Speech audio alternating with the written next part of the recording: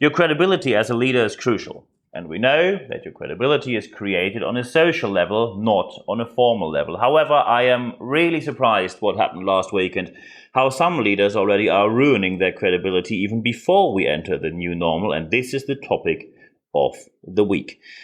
So what's happening right now? At the moment, we are planning for the new normal. Organizations, as well as leaders and, of course, employees position themselves and itself for the new normal. And, of course, we see reactions and statements. And, of course, we show our reactions. Of course, we also judge and value these statements. And something happened which really surprised me. And it takes quite a lot that I'm truly astonished when someone goes really into the media and deliberately makes a statement that makes me speechless. But this happened exactly this week, and I'm going to talk about that in a minute. And by the way, yesterday already, very important for you as well as an organization. I had two great interviews yesterday. I interviewed Shep Hyken, international customer service expert. He just wrote his 8th book. It's called I'll Be Back, I'll Be Back. You heard that phrase before, I guess. It's about repeat business, which is important, especially for companies after the pandemic. And of course, if you want to know how your customers come back due to excellent customer service, the interview with Shep Hyken is the place to be for you. I published that yesterday on this podcast channel. And if you're able to speak German, on the German channel, I interviewed Jürgen Aust, former FIFA referee in soccer or football for our European listeners.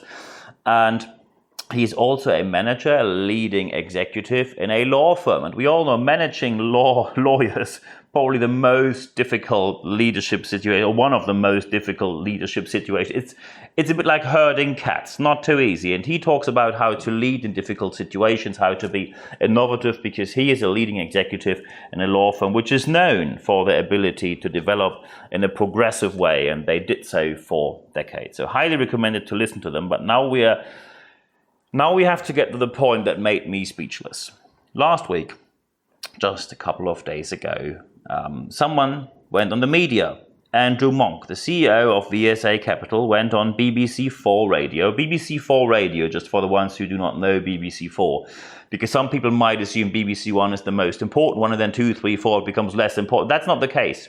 BBC4 is the most important, content-driven, focused TV station where most people are listening to when it comes to free enterprise and listening to people having a say. Other stations are more focusing on music or similar. And this Mr. Andrew Monk, and I mention him by name because he went on the media by name, he said that setting a tone that is almost making people think they can do part-time work but on full-time salaries. That's what he said about working from home.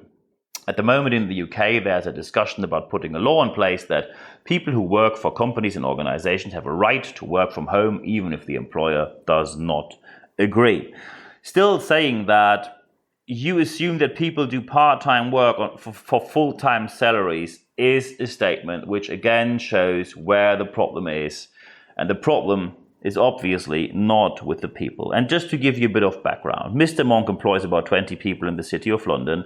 He admits that it varies from industry to industry, but he says that financial services, that especially that industry, is a very live industry, and that's why people need to be in the office, in his opinion. Some big firms who are in exactly that industry completely disagree. PricewaterhouseCoopers and Deloitte, for example, have gone the exactly other way, and they embrace working from home and offering flexible working conditions, and they are very successful doing so. So what's the point here? Mr. Monk also says, and maybe because he often focuses on that work now, it takes a lot longer, especially flotations, which means offering stocks on the stock market. The audit work now went from 3 months to 6 months, which is way longer. And these people charge them by the hour. I'm not a financial expert, but maybe it takes longer because the UK left a certain trading block and new regulations aren't even in place. But hey, that's just me. Could be another amazing Brexit problem because, as it turns out, Project Fear didn't even reach to the point of which problems the UK is going to have with Brexit, but that's a different topic now. Also, Mr. Monk says, and I quote, "London is very lucky. We have a financial centre that is the pride of the world, and you have to work long hours." here we are again. You have to work long hours. I remember, and also he says that you get very high salaries, so you can't expect to be paid a good salary and then not work hard. So working hard means you have to work long hours. That's obviously his attitude. I remember that about 10 years ago, we had the discussion about salaries in the financial industry, and many people said that the reason why you get paid well is because you create the value. You create huge profits, and due to the huge profits you create, you get an amazing salary. And of course, it's possible to say that, but you cannot say that and now say that the long hours are the crucial part of it. Is it values? Is it hours? Is it being present somewhere? Is it sitting on a certain seat, on a certain chair, in a certain room? It all just doesn't add up. The congruence between the statement and reality is, let's say, not much. But other people are on his side. So, for example, Goldman Sachs, senior executive there, David Solomon, says that working from home is, and I quote, an aberration. And that now, of course, has to be proven.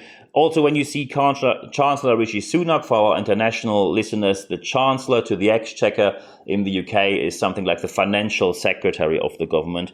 He warned that working from home can damage young people's careers. I think he never thought about what he really said there. Normally, Mr. Sunak is very aware of what he says, but he basically says that when you're not present, it may harm your career, which confirms the claim, which many people have, that it's more about who do you know and who knows you, rather than selecting people's career based on what their skills are and what the value is that they contribute to the organization. So, Mr. Sunak, you just opened another discussion and actually delivered proof from your side with a quite elitist background and a privileged background. You just showed us that these claims might actually be true, and most likely they are, according to you. I end that question with a question mark because that might be a topic for a different podcast. And of course, after BBC4 published that, there was a huge debate going on. And of course, they also talked to other people with the BBC. Kate Hulley, for example, is the owner and manager of a producing business. So cardboard box manufacturers have an incredible competition on price, on delivery times, on absolutely anything. And they switched to a 4-day working week. At the same time, they promised every customer and delivered on the promise, which was proven and confirmed, that no one had any disadvantage due to that. They are not looking back. It worked extremely well. And she said that productivity has gone up. So now, of course, we have to look at the job market. And Stephen Warnham, he's head of content at the UK job site totaljobs.com, he talked to the BBC as well. And he said that it's about trust. To work in the way that best gets the job done. So you need to trust your people. And of course, now we want to know, is there any data? And yes, there is data. They did a survey on exactly that site, totaljobs.com. 200,000 people took part in that survey. So it is representative. And drum roll, what is the result? Here we are. This is very important now if you are looking for talent in your organization. 9 out of 10 people expect to have at least a partial flexibility to choose where to work from.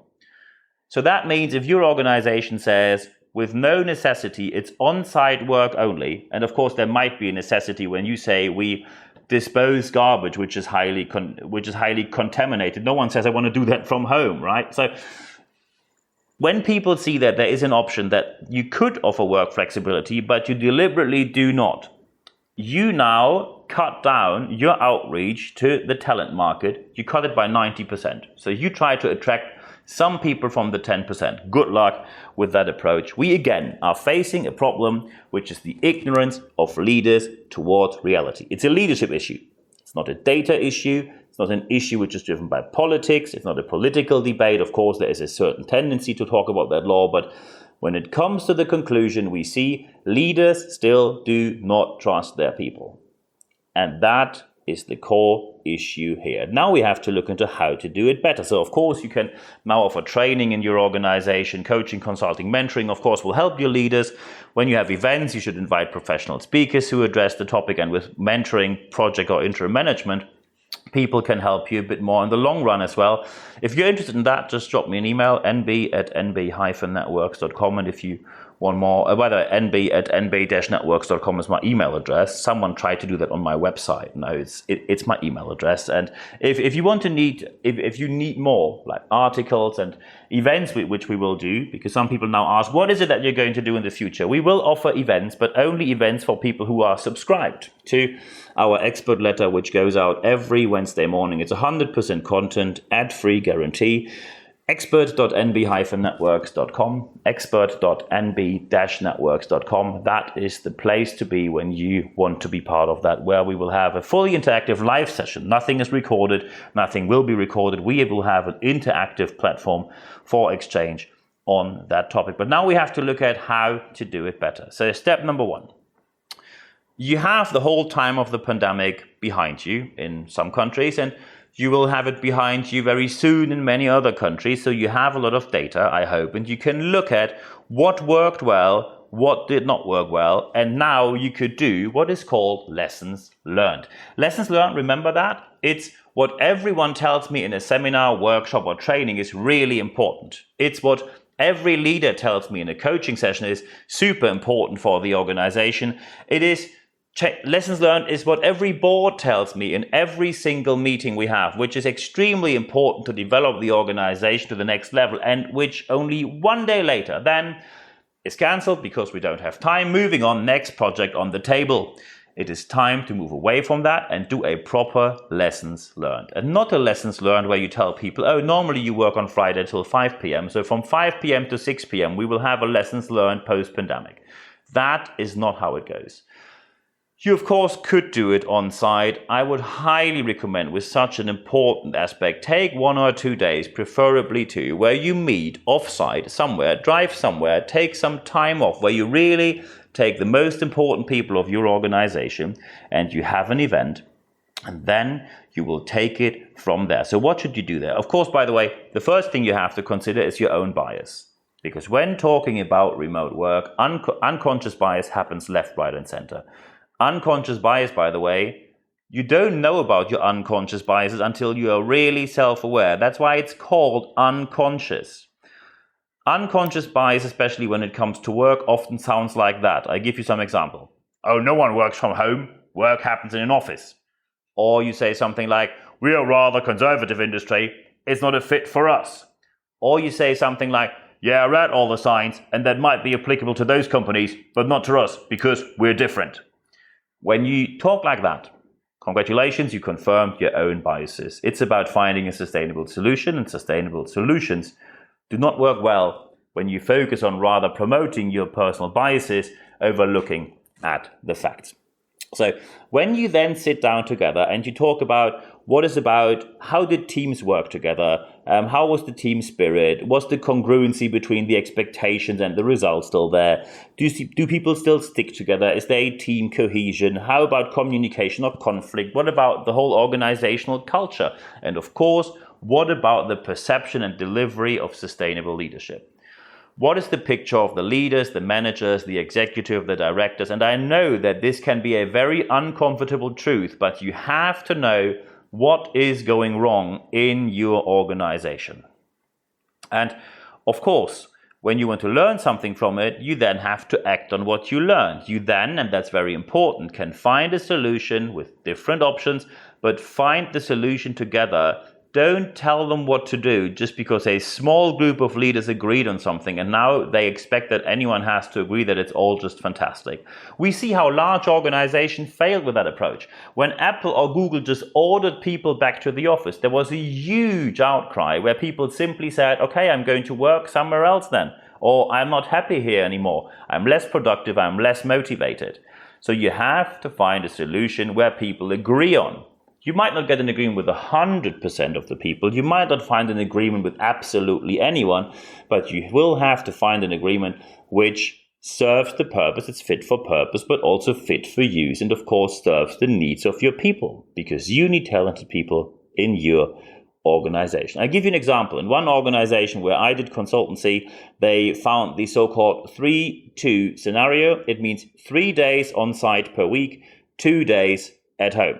So Saturday, Sunday are days off anyway in that organization. So 3-2, they chose the 3-2 model and agreed on it together, because no matter which 3 days you choose, you at least have 1 day in common with anyone else. When you have a 3-2 scenario, anyone sees anyone, or at least could see someone at least once per week in person. And that was important to them, because they said they are more productive and they have more team spirit when they see each other. And they agreed on that.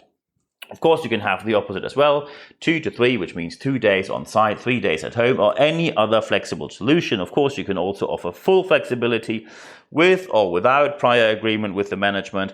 For example, the Microsoft model, and Microsoft is very successful with it. They had great press exposure when they published their new work regulation, and they simply said, offer as much flexibility as possible. The probably shortest guideline or policy a stock exchange listed company ever issued. And what they said is 50% work from home is guaranteed, no prearranged agreement necessary. The other 50% has to be agreed with your manager, director, or executive, depending on who is responsible and accountable for the job you do. And then you talk to that person and agree on whatever regulation you want to have. 50% means that you pretty much, at least for a short amount of time, see everyone in your department at least once, even if it's only when you meet at the water dispenser or the cafeteria, when one person arrives and the other one just leaves.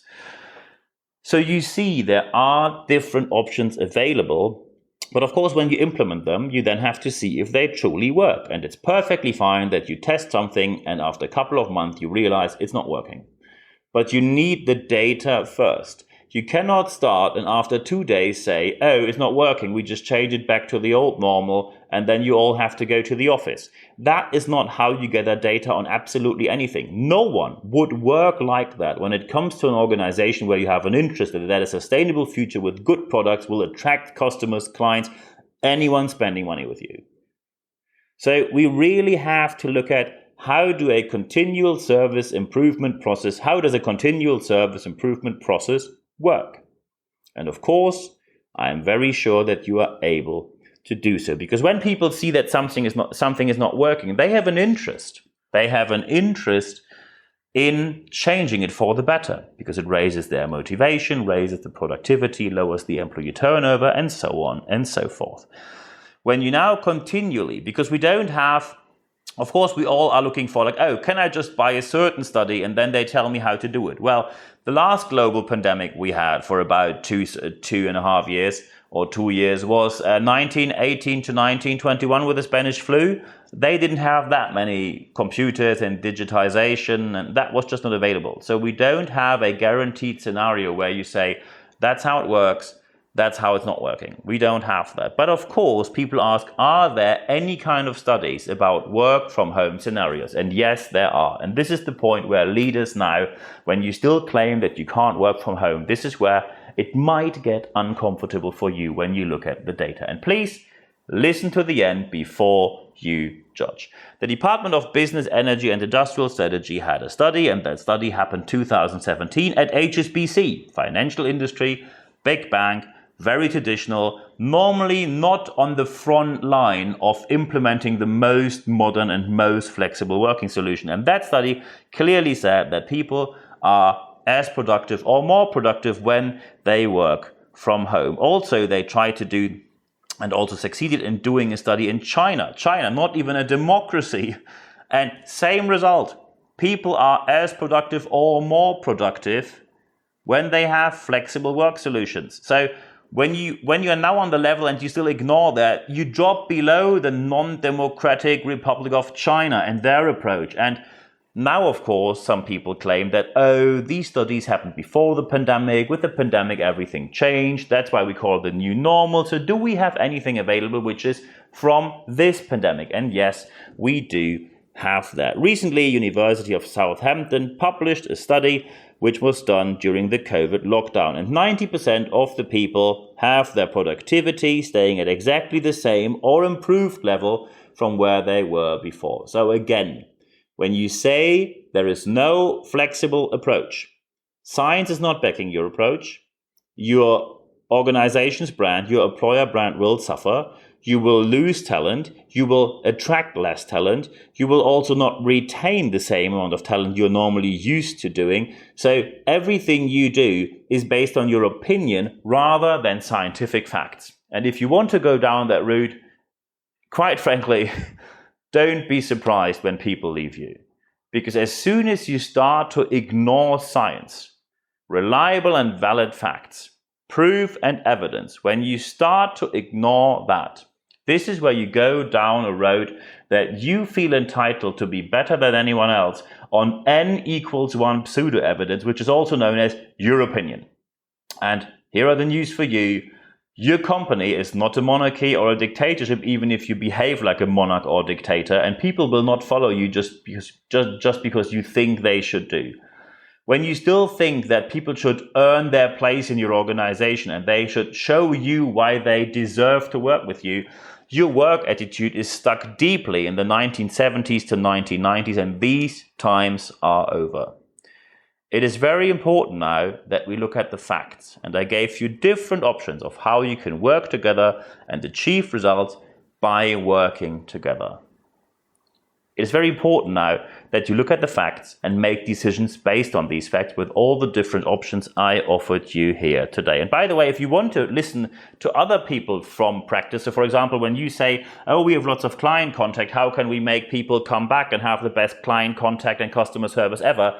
Yesterday, interview with Shep Hyken, best-selling author of 8 books, and we talked about his 8th book about repeat business and returning customers just yesterday. Listen to that, another expert from practice. When you're able to speak German, listen to Jürgen Aust, former FIFA soccer referee, football for our European listeners, and now manager executive of a law firm in a very challenging and a very modern law firm, leading lawyers, people who are very convinced of what they do and not easy to manage or lead. These people all confirm that you need to have a different approach than the one you now have.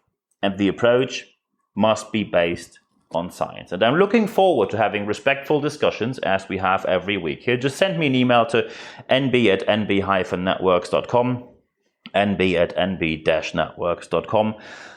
I'm looking forward to having discussions with you. Of course, you find me on social media, LinkedIn, etc. And now it is very important to apply what you heard in your organization, because only what you apply will bring value to your organization. Of course, if you need some help, just drop me a line and we just have a chat and take it from there. If you now listen to this podcast, it might feel a bit uncomfortable when you made the wrong decision in the past. And I tell you, I made many wrong decisions in the past. And still, I have to face my own personal unconscious biases, which due to coaching and mentoring, yes, I have a coach and mentor, became visible to me. I'll just give you an example. There are still situations where I talk to young people today and they want to have an amazing career.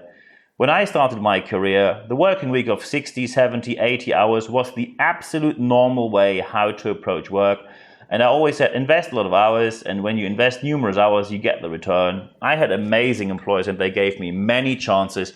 When I see certain people attitudes today of having this 35 to 40 hours approach per week, work-life balance all over the place, I sometimes sit here and think this can't be right. But then, and that's the difference, I get professional coaching and mentoring, and I look into science and I see that there is proof and evidence that today there are different approaches to career, and you don't have to stay as long in the office as we did when we were young. Just because we stayed overnight in the office doesn't mean that other people have to go through the hardships that maybe we went through.